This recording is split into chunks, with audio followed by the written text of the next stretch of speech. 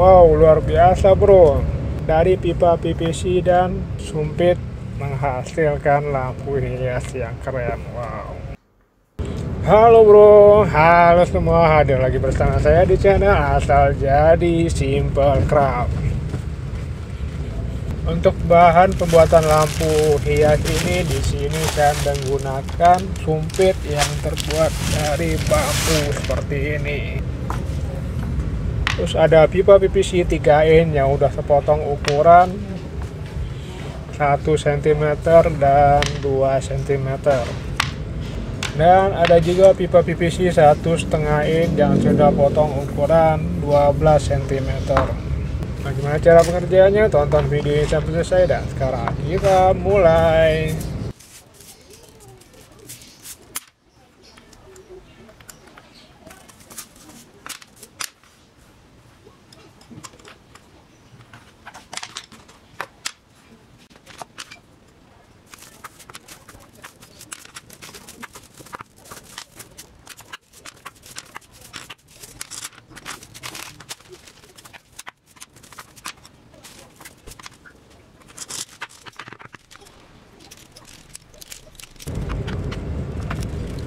Langkah awal pengerjaan sumpit ini kita potong menjadi ukuran 18 cm karena bagian ujung sumpit ini lebih kecil. Kita akan membuang bagian yang kecil ini agar ukurannya sama rata.